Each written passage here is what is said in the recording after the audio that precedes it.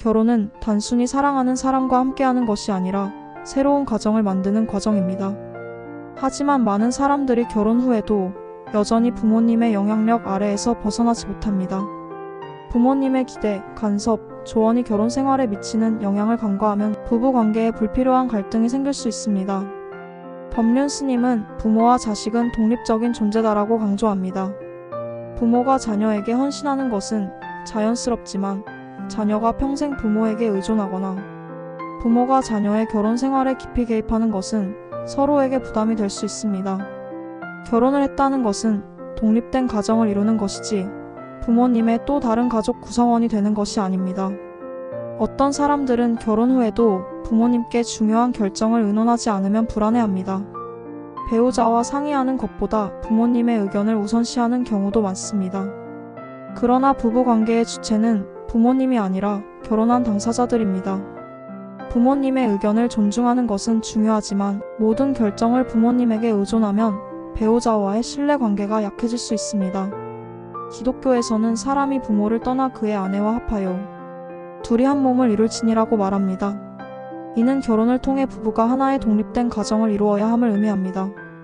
부모와의 유대감은 여전히 중요하지만 결혼한 부부는 서로를 최우선으로 여기고 함께 미래를 결정해야 합니다. 천주교에서는 결혼을 성사로 여기며 부부가 함께 성장해야 한다고 가르칩니다. 결혼 후에도 부모님의 영향력이 지나치게 강하면 부부가 서로에게 집중하는 것이 어려워질 수 있습니다. 부모님이 자녀를 사랑하는 것은 당연하지만 그 사랑이 자녀의 가정을 흔드는 형태로 나타나지 않도록 조심해야 합니다. 한 부부의 사례를 들어보겠습니다. 이들은 결혼 후에도 남편이 중요한 결정을 내릴 때마다 부모님께 먼저 의견을 구했습니다. 아내는 남편이 부모님과 가깝게 지내는 것을 이해했지만 부부만의 독립적인 생활이 필요하다고 느꼈습니다. 그러나 남편은 부모님이 우리를 위해 해주시는 말씀인데 당연히 따라야 하지 않겠어? 라고 말하곤 했습니다.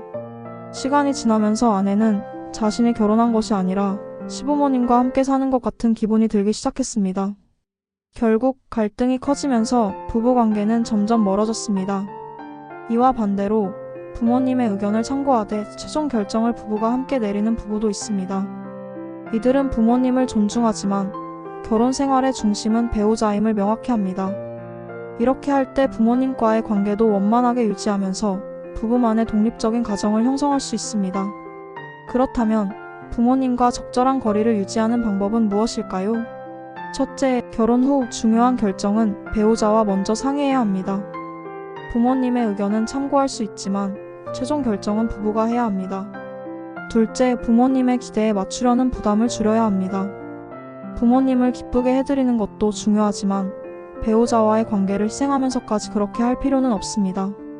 셋째, 부모님의 간섭이 지나치다고 느껴진다면 부드럽지만 단호하게 선을 긋는 것이 필요합니다. 직접적인 대립보다는 자연스럽게 부부가 함께 해결해 나가는 모습을 보여주는 것이 효과적입니다. 결혼은 부모님과의 관계를 완전히 끊는 것이 아니라 건강한 거리를 유지하면서 부부만의 가정을 만들어가는 과정입니다. 부모님도 결국에는 자녀가 행복한 가정을 이루길 바라실 것입니다. 중요한 것은 부모님과의 관계를 적절히 조절하면서도 배우자와의 신뢰를 최우선으로 두는 것입니다. 여러분은 결혼 후 부모님과의 관계를 어떻게 조율하고 계신가요? 부모님과 부부관계 사이에서 고민했던 경험이 있나요? 댓글로 여러분의 생각을 나눠주세요. 다음 영상은 결혼한 자녀가 부모님께 드리는 메시지를 주제로 이야기해보겠습니다.